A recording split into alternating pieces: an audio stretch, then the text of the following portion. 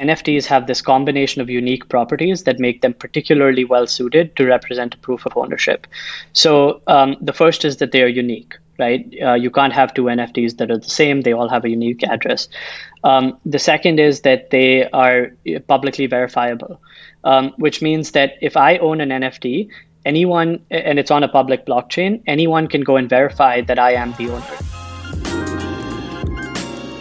You're listening to the Unstoppable Podcast, the go-to place for everyone to learn about the latest innovations in Web3, NFTs, and the decentralized web. Welcome to the Metaverse. GM, welcome to the Unstoppable Podcast. My name is Josh Gordon, I'm your host, and today we're going to be talking about NFT use cases and concepts, but simplified, which I think is something that we really need in the Web3 and crypto space. I'm joined by Shiv, co-founder of Magik, and also a content creator on Twitter. I'm loving the threads, the visual explanations and breakdowns. So I think, Shiv, you got a lot to share with us today, and going to be a really good conversation. How you doing? Doing great. Thank you, Josh. You're welcome. Yeah. Excited to be here. Yes, I'm excited too. I really like putting out Twitter threads covering podcast episodes and crypto topics that I find interesting, and I've seen yours just pop up on my timeline time and time again. And I think a big reason around that is because of the kind of, I don't know what the right word is, it's the layman's terms, or sometimes it's the TLDR, or just taking complex ideas and explaining them in simple form. And crypto's a tricky space, but you really break it down well. How did you get drawn to that in the first place? Thank you. Yeah, I mean, a lot of my content ideas actually come from me trying to explain something to friends who are non-crypto friends. And then I realized, wow, this is kind of complicated. And and then when I'm trying to write the threads, I sort of try to write them from that perspective, imagining that my audience is a non-crypto native audience. Not for all of them, but for most of them. That's how I try to write them. Makes sense. Yeah, I'm basically it's happening every week where I need to explain some NFT concept to someone who really is starting from scratch. And I always find myself pausing for a moment and thinking, okay, where do I even begin to start? Like, do you want to talk about this for 1 minute, or do you want to talk about this for an hour? Because that kind of changes how I approach it. So it's no easy task. Oh, yeah. Can you start, let's start off with this pod telling everyone how you got into crypto in the first place, and like how that led you to founding Magik Labs and getting into this content creation. Sure. So I actually got into crypto in 2017. I was in college at the time, and I used to play a lot of poker. And, we used to settle our transactions in crypto. And so a lot of my friends were banned on Venmo. We didn't have a better way to settle transactions. So it was primarily out of convenience and necessity that I got into it. And that was just my introduction into crypto. I didn't end up like buying a ton of crypto at that time or anything, but I just started using it. And then I was majoring in computer science and economics, and crypto was pretty much squarely at the intersection of that. So once I learned about it, I kind of got drawn in. I ended up writing my senior year paper on it, in my senior economics paper. And, in the process of researching and thinking about all of that, I got really hooked. And ever since then, I've been, kind of just completely hooked into the space. Yeah. And you went to school at Columbia, right? In New York? Yeah, that's right. What's the energy and the environment with crypto there? I'm just curious, just hearing about what it's like at different well-known universities around the country. Sure. So I graduated in 2018, and at the time crypto was a lot less developed than it is today. It was still, I think there was still like a decent presence. Like there were a couple of clubs, and I met quite a few people through my interest in crypto who I'm still friends with, and some of whom now work full time in crypto or in Web3. But it's hard to compare, because I think that if I was to go back today, I imagine that there's just, I would imagine there's 5 times more interest now than there was in 2018. Totally. That's cool to hear that it had a presence then, and it's still growing. But yeah, economics and computer science, 100% right. Crypto falls right in that perfect Venn diagram. And post-college, then you went on to work for Google, right? Yeah, I worked at a startup for a bit, and then I worked at Google after that until a few months ago. Cool. So yeah, so I gotta get your perspective on Google for a second here, if you can share, like, what do you see as Google's play in Web3 going forward? You know, do you think they're going to really embrace with open arms some of this like NFT tech, or maybe in certain pockets? It's tricky. I'm not like I think about this too. And I think it can go either way. Like I think if you look at Facebook, they're embracing NFTs, and they've started adding NFT collectibles to Instagram as an experiment. But then if you look at Microsoft, they banned NFTs from their gaming ecosystem. There was a whole thing with Minecraft that happened a couple of weeks ago. Yeah. And so I think it's tricky because they're Web3 is a threat to centralized models.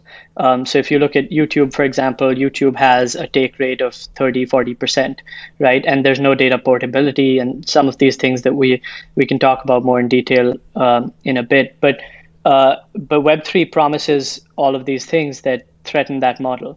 And so it's kind of like, how do you embrace, how do these big companies embrace a technology that is in some ways threatening their core model?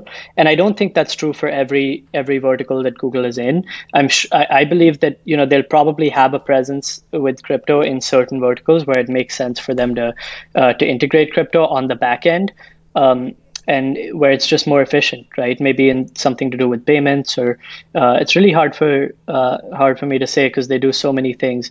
Yeah. But I feel like there probably will be some level of integration. For sure. I don't know. It makes me think about how just the music industry is such a good example and in books too, Barnes and Noble, new tech comes along that threatens your core business model and you don't look to accept it or integrate it, right? And then in some cases, they get completely destroyed because of that decision, right? And in some cases, I'm sure it's a good one. So, but yeah, you're right. Google's in so many different areas that it wouldn't make sense for them to become a complete crypto company, but I'm sure there are some really interesting uses there. And the Netflix versus Blockbuster case is a pretty good example of what you're talking about. But equally, I also think that they don't need. I don't think Web3 is a replacement for every Web2 service. So I don't know how much it'll threaten a lot of Google's business, but obviously there are some overlapping areas where Web3 might be a better solution. Yeah. And you mentioned that, you were at Google as of just a few months ago, and now full-time Magik and creating content. So, talk me through that decision. Why did you want to jump into content creation full-time, especially around this topic? Yeah, so I think I didn't necessarily want to jump into content creation full-time. I wanted to jump into crypto full-time.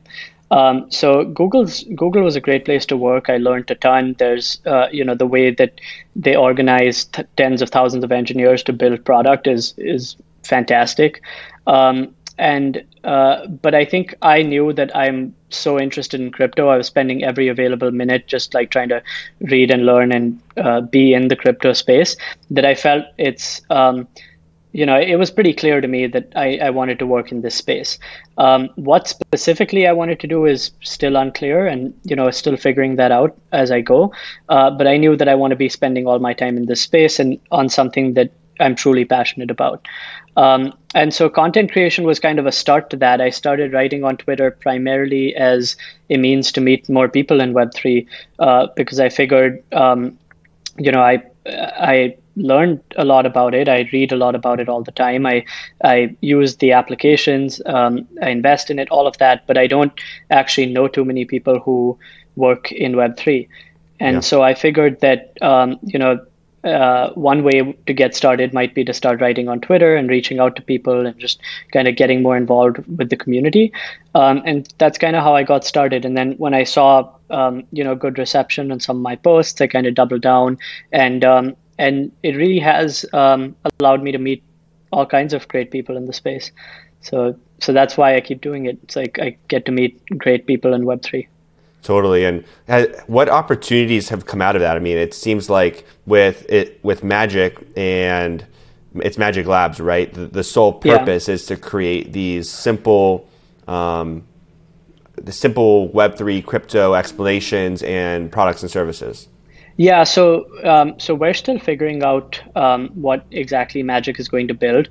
We're a team of 4 co-founders. 3 of us are devs with strong engineering backgrounds, and we all are super invested in the Web3 space. Our overarching goal is to make Web3 more accessible, and we're still we started by looking at the multi-chain DeFi landscape and trying to simplify multi-chain transactions and making them one-click, which was primarily good for yield farmers and for some NFT-related use cases.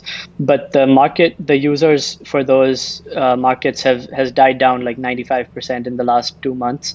So we felt like it's not worth fighting an uphill battle to productionize this and continue with this. And also it sort of goes. If you zoom out, it sort of speaks to the fact that there are more fundamental problems in the Web3 space that are worth solving. And so we're still exploring those and trying to figure out exactly where we fit in. But that should give you a rough sense of what we're doing. No, yeah, that's cool. Well, I'm curious, is there any thoughts on implementing NFTs or token gating access to the content you're making in the meantime? Not right now. I don't want to gate any access to content because I feel like especially if you're making content that is educational, then token gating or any kind of gating is sort of counterproductive to making educational content. But I mean, as of right now, no plans. Cool. Well, thanks for all that background. Yeah. I'm, as a content creator myself, just super interested in hearing your journey, and I think that kind of some of what you described is what a lot of people are probably looking for. A lot of people listening to this pod and people we're interacting with on Twitter, they're invested in this space, interested in this space, spending your time reading and learning about it, right? But a big part is, all right, how do I connect with that community? You found a way to do that through writing. I've found a way through writing also and podcasts as well. And so it's expanded my network. It sounds like it's expanded yours. So if you're listening to this and you want to tap in, I think a great way to tap into the Web3 community isn't just buying an expensive NFT and, being able to change your profile picture. It's sharing what you're thinking and what you're learning with others. And you'll probably find a lot of like-minded people. Yeah, absolutely.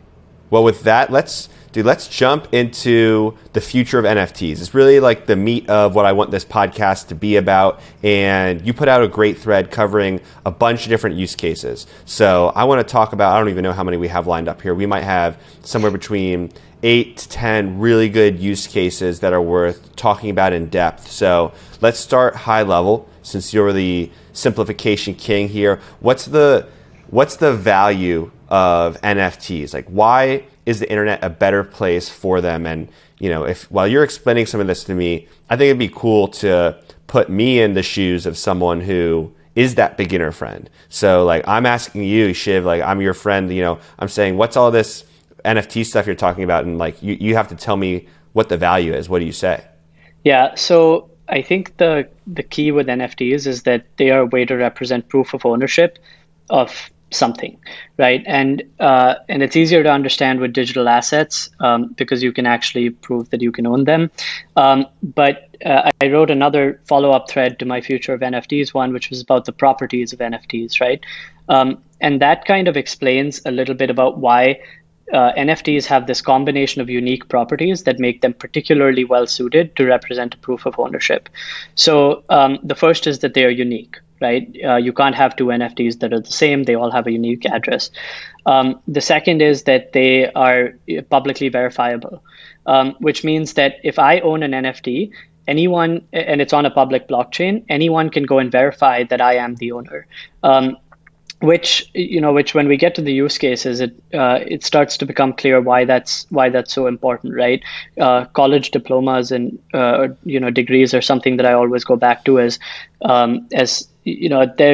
there's no proof. Like, the only way to get actual proof in the non-NFT world or in a world without NFTs for things like that would be would be to ask the actual university or ask me for a PDF, which, as anyone knows, is easily Photoshopable. And that's just one example, right? That's the same is true for certificates. It's true for medical records, for legal documents, and all kinds of things that people have an incentive to forge. Identity is another big one. Like there's a massive, identity theft problem in many parts of the world, including the US. And if you want a digital identity, how do you actually have proof that the person is who they say they are, right? So NFTs are a way to solve a bunch of these problems, and part of the reason is because of this these features of being unique and being publicly verifiable. And then there's a few others which I think we can get into. Quick? Of course. Yeah. So you said unique, and I'm looking at all these pictures of NFTs online, and I'm thinking like, okay, I see I just saved. It's so typical in like Twitter. Everyone's like, oh, I just right click saved. So, but it's not the picture, the visual component of the NFT that really matters, is it? It's the underlying token, right? That's unique. And can you explain a little deeper on that?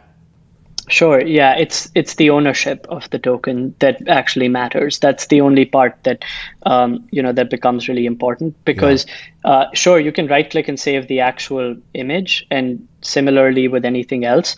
But what you're really getting with NFTs on a public blockchain is that ownership history, right? So if you right click save and you mint your own NFT, anyone can go and see that your NFT is not the same one that mine is. It's a different one. You minted the NFT yourself. I bought mine for 100 ETH, let's say.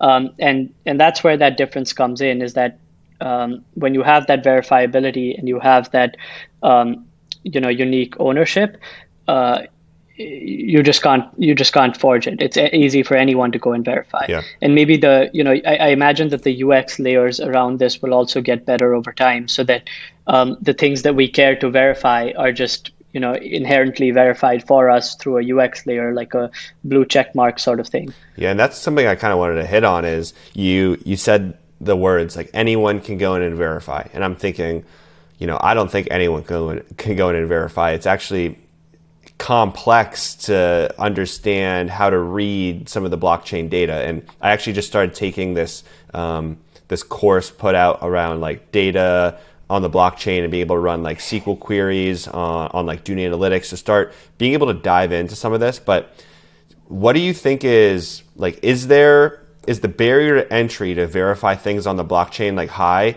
I think the answer to that is probably yes right now. But is it the fact that people actually are going to go in and verify, or just the fact that we know we can? That's important. You know what I mean?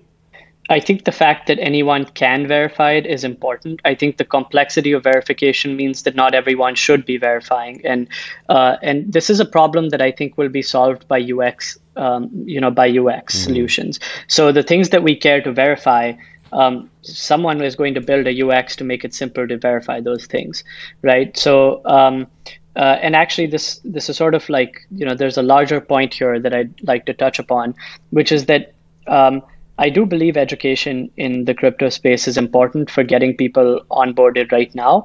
But I actually think that education is not the solution. I think education is a band-aid. And the solution is better products that don't require such a steep learning curve, for which we need a lot more infrastructure, and we need a lot more things to enable those better products. So it might take years. But I don't think it's reasonable to expect everyone in the world to to have to learn all the ways to keep all the self-custody, all the things that they need to do to keep their funds safe in self-custody wallets. I don't think it's reasonable for everyone in the world to have to know how gas fees work and what the difference is between the gas limit and the gas price and GWE. And, it's unreasonable to expect everyone to do that. Yeah. So I think that all of these are, yes, for now we need education around those, but eventually what we need is just, UX solutions that abstract away all of these complexities from the end user. So the end user can come in and get what they want to out of the product without having to go through all of these intermediary steps. 100%.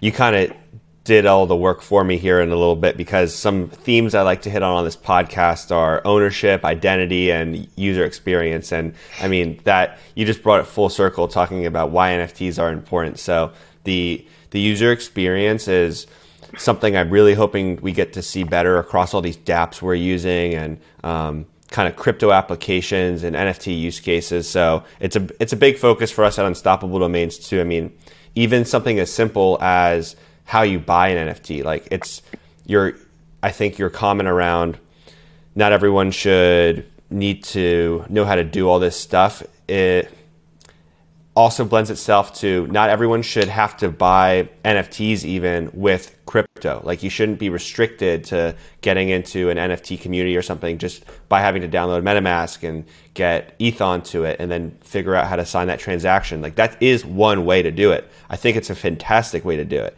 But when you think about like global adoption, we should be thinking about interacting with crypto rails still in a familiar payment mechanism that we're used to. Like on-ramping via credit card, for example. So, UX is huge. So, thanks for that explanation. And it is getting better. And but like you said, I just think it's pretty unreasonable to think everyone will be able to go in, and when your transaction fails, not everyone is going to have the knowledge to know how to figure out on Etherscan why it failed. And it's just, these things are iterative improvements that I think we'll absolutely see over the next few years. Totally. Cool. Well, let's talk about some use cases now that we have a baseline understanding of NFTs. So, the first one here that I've got on my list is artwork. And really, it's the first one because it was the first use case that really seemed to take off in the NFT bull run last year. So why do you think artwork, was the first to really show us what NFTs can be? I think speculation, honestly. I think it was, primarily like price goes up kind of thing. Price goes up, it's easy to see what someone bought, and like it's a visual medium, so you see that, okay, someone's buying this art and it's going up, and you buy other art. And I don't think that artwork is necessarily, I don't think that the reason we saw it pop off is because artwork is the most valuable NFT use case or anything like that. I think there's a few things that the speculative value, the fact that it's easy to see and understand for everyone. It's not like this complex abstract thing that you don't understand. It's also something that is easy to share. You can share it on Twitter, you can make it your profile picture, you can do all of these various things with the art. So it has that sort of inherent viral potential. And then in the traditional world, art is something which has that subjective value, right? Like why is a Picasso worth $100 million? No one knows, right? Or there's no like clear reason. Yeah. It's not like you can do a financial model behind that. So the same thing is, with NFTs, it's no one really knows what the true value is. So it's or with artwork, and so it is something that kind of made it easy for it to pop off in terms of price. Totally. Yeah. And I think, and another element to it was the collectability of it. It's just, collectibles made sense to people, and art was an easy item to collect and make easier to collect than physical art. So personally for me, I kind of looking around my house right now and thinking about like true pieces of artwork, and I might have only had one photography print, and all of a sudden NFTs come around and I'm able to collect lots of different types of digital art. So I found that one to be one that resonated a little bit. But cool. Totally. And there's also there's the community aspect, that all these NFT projects are trying to build community. Some of them mean that, if you buy a Bored Ape, you're now in a community with Snoop Dogg and a bunch of other people. So there, I'm sure those aspects definitely help. But I don't know if I lump them under the artwork use case as much as the membership club use case. Gotcha. Okay. Well, we're definitely going to hit on that in a little bit, some of the membership and whatnot. But let's talk about another use case, identity. I mean, this is a big one for me, big one for Unstoppable Domains. I just think this one is probably one of the biggest problems that crypto has to solve, and is really going to be a major driver of adoption globally. But why do you think identity will be a major NFT use case? I think identity is easy to forge. People have an incentive to forge it. NFTs are a way to prevent against that, and it is as a technology superior to any other way of having a proof or a representation of something that you own. You own your identity. It is unique. It is something that people want to be able to verify. So I'll give you an example. I'm originally from India. I spent a bunch of time in the US. When I have to apply for any kind of immigration forms, they ask you for your documentation, right? They ask you for a PDF or a JPEG of your passport. I don't see how that is proof of anything. Those things are like anyone can create a PDF or like a JPEG that says anything. And I don't see how that can possibly be proof of anything at all.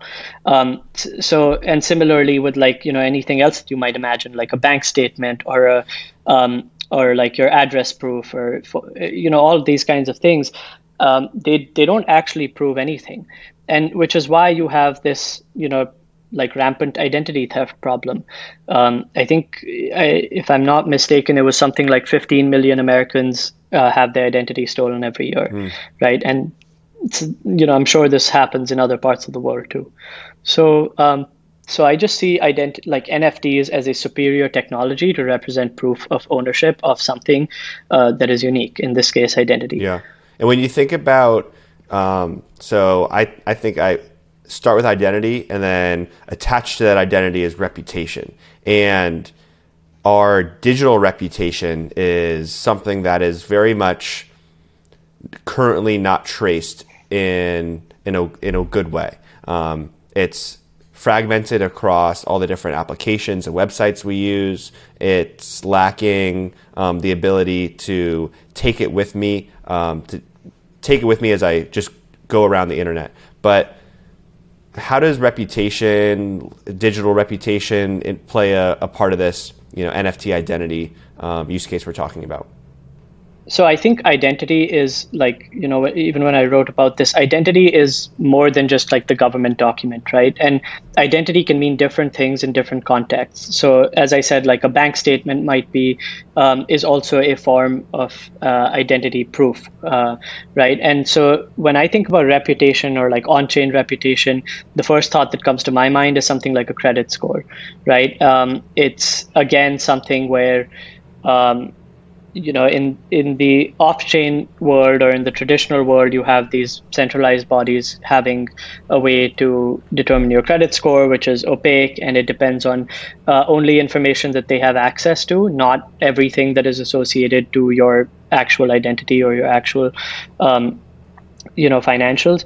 I think the same is true for various kinds of things. I'm having a hard time placing like what else I would care, what other kinds of reputation I would care about. Yeah. But like another example might be a social reputation, right? So again, like I don't know how Twitter or Facebook or Instagram or other platforms flag you for different things. Like they, if you're offensive to people, if you get into fights, if you if you share hate speech or other kinds of things, they definitely flag you. But it's very opaque, and you don't actually know how or why or anything like that. And I think that those are some of the kind of ways where I see reputation plugging into your online identity. But there's a lot of, there's good and bad there. Yeah. So I don't know if you always want that. Totally. There's definitely good and bad. And I think we talked about it on a different episode of the pod. The reputation that is associated with whatever that future version of NFT identity looks like should have some kind of user permissions to be able to choose what is shared publicly. So, because I think you could get pieces of information that you don't want necessarily portrayed on a public profile.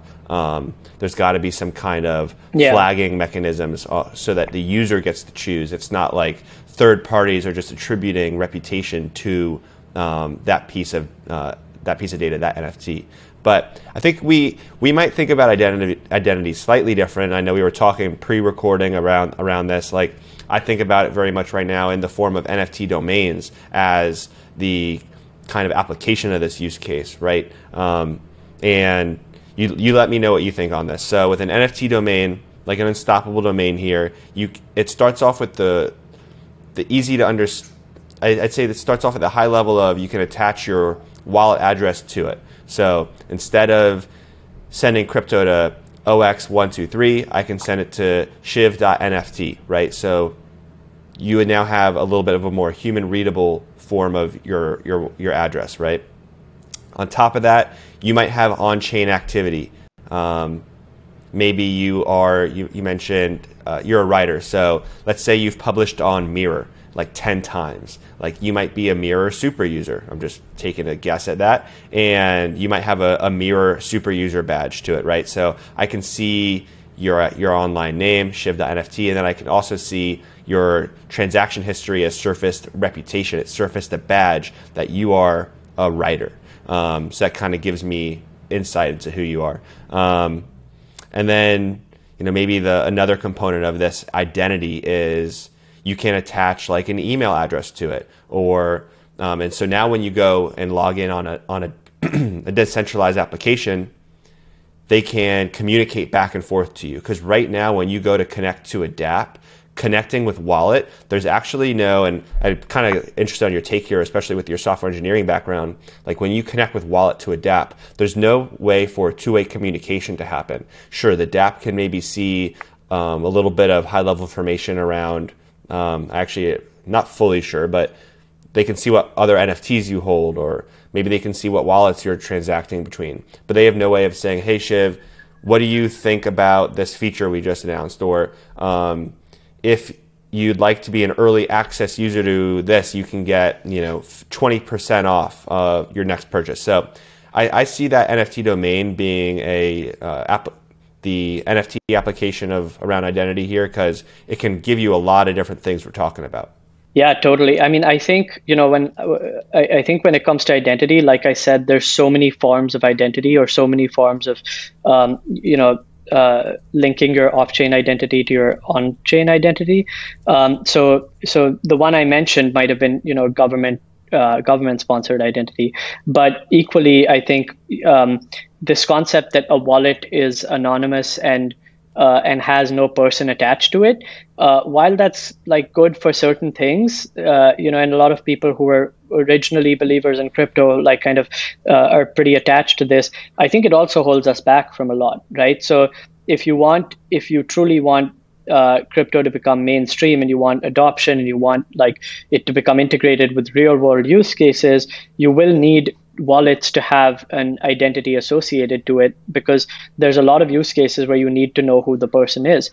And I think we're going to see that with regulation too. But even just like you said, just sending money to someone, I think all of us in crypto who've sent money have had that experience where you send money to an address and it doesn't show up after a minute, and now you're freaking out, and you're just kind of like having a mini panic attack about your money kind of having disappeared because you messed up a character or something.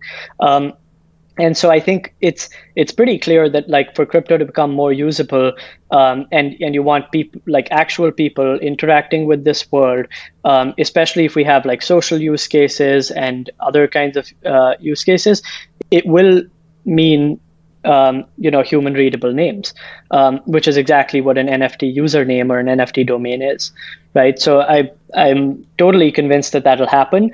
I think the big question in my mind is, what are the most important linkages that you want that NFT domain to have? And that's probably going to be the starting point, right? Like which ones are the most important? So maybe it's payments, maybe it's like what you said about communication.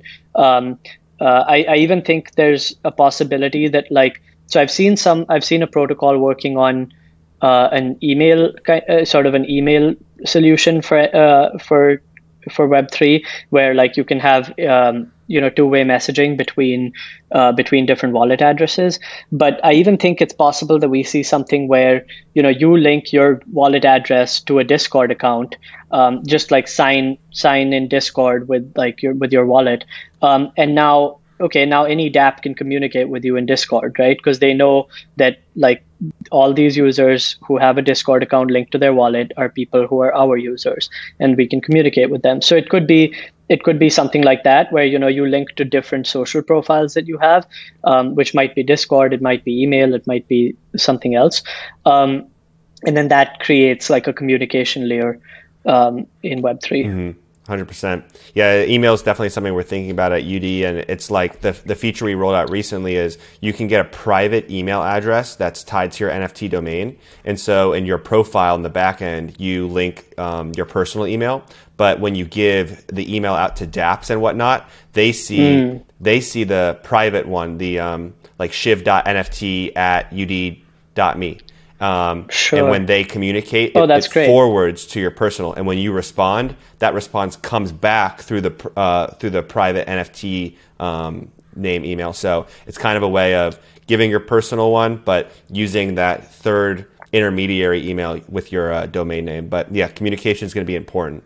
That's great. That's a great one. I didn't know about that. Yeah. And so, as we talk about this reputation, as I was reading through your Future of NFTs thread, one thing you talked about was soulbound tokens. And I remember in there, we talked about degrees, diplomas, but also like badges. And you had a really good example around Upwork and Fiverr, right? And being able to, and data portability. So I'd like to kind of jump into a little bit of that data portability topic, since I think it's related to this identity thing we're talking about and being able to take some certifications of work done with you around the web.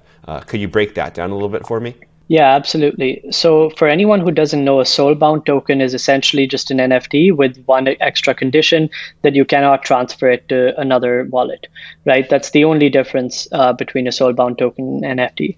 And where that becomes useful is things where you don't want it to be transferable. So degrees is one that clearly comes to my mind, because it was a certificate that was awarded to you. If I can now go and sell my Columbia degree on the open market, sure, it sounds great to me, but it's probably not what they want, right?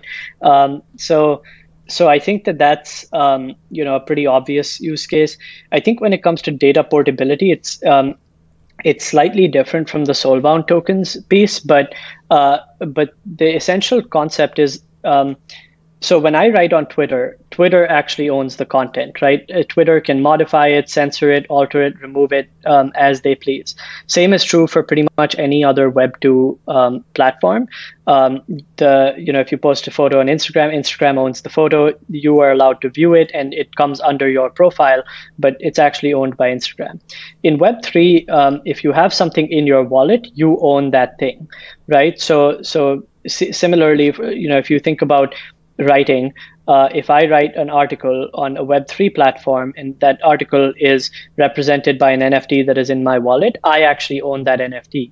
And the platform that I write it on is just a view layer that allows other people to view what I have written. It's just giving people visibility into the things that are in my wallet with a nice UX around it, but it doesn't give them any right to modify, control, access, or remove or censor anything that I have. So the same is true for things like work that you've done. So for example, the Upwork example that I gave is, if you go and work on Upwork for for months, and you build up a good reputation there, it means nothing for your Fiverr profile or for any other place where you might be trying to get freelance work, right? And so similarly, like if I build a Twitter following, and then 2 years later Twitter isn't the dominant social network, or worse, if I get deplatformed, which it happened to Bankless. They got deplatformed from YouTube for a while, and that's like you put in years of work, you have a whole business relying on this marketing channel that you've built, and yet you are at the mercy of a platform, and you don't own your data, you don't own your followers, you don't own anything. Yeah. So that's, I think, the problem with Web2, with these Web2 platforms. And there's a protocol called Lens Protocol, which is actually building a solution to this. They're building a social graph for Web3, where you would own all the social relationships that you have. And apps can build on top of Lens Protocol. So you can have a YouTube kind of thing built on top, or Twitter or Facebook or anything, with the but with the key difference being that you own the data, and you own your content, and you own your social relationships, and the platform has no power over those. So yeah, so I think that's kind of how I view this. Totally. Yeah, I think the data portability aspect of this all is super interesting and just so true. I mean, just going back to that like Upwork and Fiverr example, how you build up all these reviews and like positive engagement on one platform, and if you want to go to the other, you're almost starting as a complete novice, someone who has no experience, and being able to take that experience with you to the next website is a big unlock. Yeah, and another, just to jump in, another use case for the same, or like another example of the same thing, is YouTube takes like a 30, maybe 40% take rate, right? So any ad revenue generated on YouTube, they take 30%. But YouTube has, I think, 2 billion daily active users, or maybe it's weekly or monthly, but that's a lot. If tomorrow YouTube decided to say we're taking a 90% take rate, I don't think there's much that creators can do. It might take years for another platform to come and overthrow YouTube. And if it did, then all the creators who exist on YouTube are basically starting from scratch on this new platform, right? So millions of people who have who share content and have some value to the content they've created, they don't actually own that value.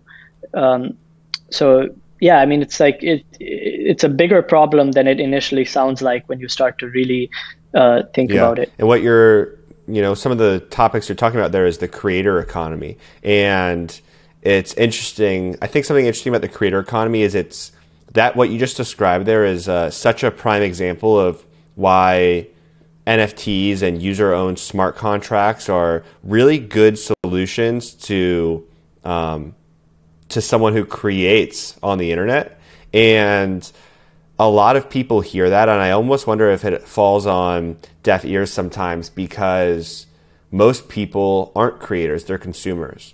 And yet, on the same note, there are millions and millions of creators out there, and it's a growing field. I mean, you and me are part of it. And so the people talking about the power of the creator economy are oftentimes creators, and consumers aren't always thinking about what that means for the people who are producing the work that they're getting the pleasure of enjoying. You know what I mean?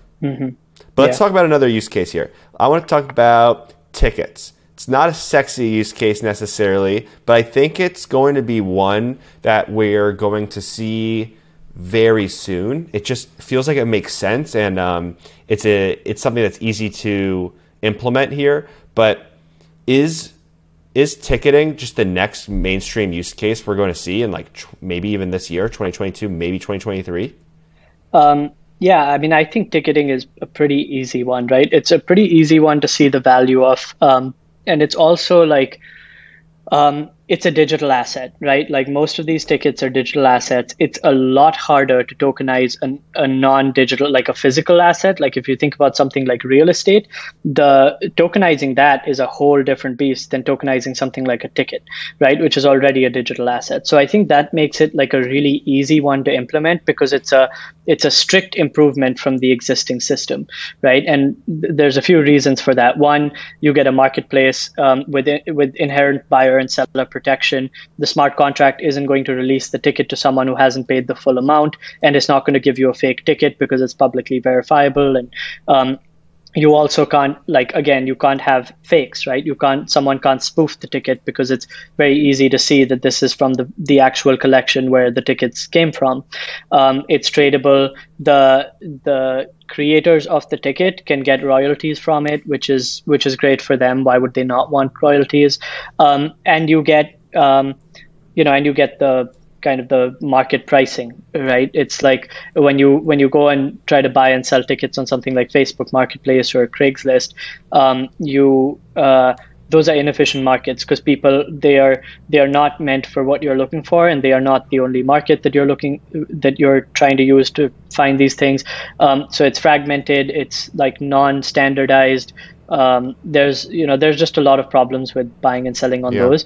And I personally have experienced those when trying to, in the past I bought some concert tickets. It was one of those like, pay me on PayPal, pay me half on PayPal, then I'll email you the ticket, then you pay me the other half, and it's just a nightmare. Yeah. I think Eventbrite and some of these have solutions for that, like transferable tickets, but it just doesn't work the same way. So I think NFT tickets since it's a strict improvement with no downside, I think it's a pretty easy one for us to see in the near Totally. future. And a point that you also listed on the Twitter thread that I loved was talking about having the historical data, being able to see directly who are the owners of those tickets and the creator having access to that. Because right now when you sell through Ticketmaster or whatever, the artist or oftentimes the people putting on the event that tickets are being sold for, they're not having access to that information. So now if 100 people buy my ticket, I can then airdrop them maybe some kind of commemorative artwork, or I can send them a ticket to my future show. If you hold a ticket to the first one, maybe you get a free ticket to the 10-year anniversary, something like that. Yeah, and it's also like a badge, right? People want to show like their loyalty. People want to show that they were like, it's a collectible almost, that I was at this concert in 2018, or and like you said, it gives them a direct channel to communicate with people who were verified to be their fans. I could totally see tickets just us having portfolios of literally thousands of tickets spread across tons of different categories, and eventually, going back to your UX comment, like eventually there'll be better UX layers within wallets or new social media apps where solely based off of like the tickets you have in your wallet, being able to share them in different views. Like I feel like you're gonna have tickets for going to the gym. Like, I have 752 gym tickets, you know what I mean? Or my favorite park near my house. Like I could like scan my phone and get like an NFT for every time I've hung out at that park. And I don't know, just tickets for I could see literally tickets for everything, free ones and paid ones. Yeah, absolutely. It's I think I've seen like this concept being called proof of attendance, and it's I mean, it's interesting because it doesn't sound like super exciting or sexy right now. But then when you think about like, well, if you actually had all of these, what can you actually build on top of this? And what can that mean?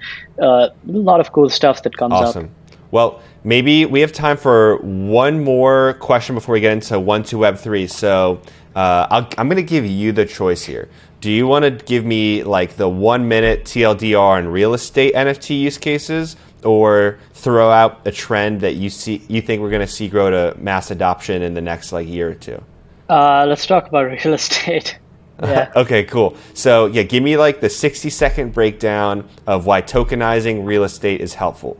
Sure. So, physical assets are much harder to tokenize, and that's because you don't actually have, like, NFTs as of right now are not like accepted in court, right? There's no, they are not accepted as proof of ownership in court. So when you buy an NFT of a physical property, you are not, you don't have any grounds to go and say that I actually own that property or own a piece of it. But if we put that aside and say that we will eventually get to a world where they are accepted in court, or there is a legal way around this, people are working on that, you get a lot of benefits from it, right? So you get the fractionalization, you get liquidity, you get they plug and play into other smart contracts. So this would be composability. Simple example of that is you can instantly get a loan against your property token. You can even have like investment, where you can even allow people to invest in specific neighborhoods or specific properties, or which today the only ways to invest in property would be buy a house either through a mortgage or in cash, or use a REIT, which is a real estate investment trust, where you're trusting someone else to pick what to buy, and you don't actually have granular control on what you want to invest in. So from an investment perspective, it's a pretty clear value add. Like you can pick specifically which property or a part of which property. You can create bundles of different properties. I think there's all kinds of great things that'll come with that, but I think that's at least 5 years away, if not more, because it's so subject to local laws. Cool. Thanks for the breakdown. That was the NFT use case section of this podcast. Awesome stuff. I think we covered like 5, maybe 6 or 7. I'm going to have to go back and listen through and count it up, use cases, but really helpful breakdown, Shiv. So thank you for that. Let's close out with the 1, 2 Web3. I got 3 rapid fire questions for you to end the pod. The first one being, who's an influential Web3 creator, entrepreneur, or collector that's inspired or educated you? Naval, Balaji, Punk6529, Chris Dixon. All great ones. I think, let's see, that might have been the first Balaji shout out on the pod. So Naval and Chris Dixon and Punk6529 are all regulars. Also, fun fact for you, Naval and Balaji are also investors in Unstoppable.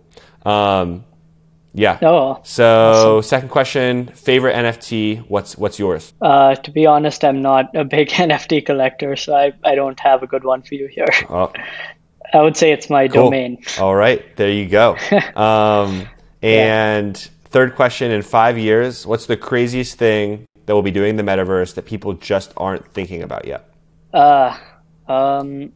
I think I have a few wacky ones that I'll share here. I think microtransactions can become like a really big thing, and it may not be an NFT thing, it may not be a metaverse thing, but like a couple of examples that I think about are, when you go to the New York Times and it says subscribe, I think like we might see a world where you can do a microtransaction where it's a fraction of a cent instead of subscribing on like a monthly or weekly basis. And I think part of the reason we've never had the ability to do that before because it's too inefficient to do. But if we have crypto where you have blockchains which can allow free transactions, then those kind of opportunities open up. And an even wackier one might be that if we have self-driving cars, they could be bidding through like a similar system for like what lane they want to drive on. And all of that is something that you can only power through crypto. So if we want to get real wacky, I don't want to be in a self-driving car and have to decide if I'm paying like $10 or $20 to get in the fast lane. But no, that's the microtransaction is super interesting. I think your car will decide for you. The car's going to decide for me. You set your limits. That makes sense. Yeah, you set your limits, just like you set your gas limits, and then you see where your transaction falls in the queue. Cool. Yeah. No, good takes there. I love it. Well, Shiv, can you end here and let us know how we can connect with you, find you online, and keep up with what you're working on? Yeah, absolutely. I'm most active on Twitter, so that would be the best place to find me. My handle is my full name, Shiv Sakhuja. If you look up Shiv Sak, you'll find me. I'm most active on Twitter. So if you follow me there, you'll get all the updates on what I'm working on. Awesome. Well, that's it for this week's episode of the Unstoppable Podcast. Thank you so much for tuning in. Please give Shiv a follow on Twitter. Subscribe to the Unstoppable Pod. And if you enjoyed it, leave a review. Really love reading through all those, and it helps us grow to continue to reach more crypto curious and native folks. So with that, I'll see you in the metaverse and on next week's podcast. Peace out. I hope you enjoyed this episode of the Unstoppable Podcast. If something we said today resonated with you, please subscribe, leave us a review, and share this with your friends. And remember, this conversation doesn't have to end here. Tweet us your thoughts, ideas, or questions at Unstoppable Web. Thank you so much for listening, and we'll see you next week.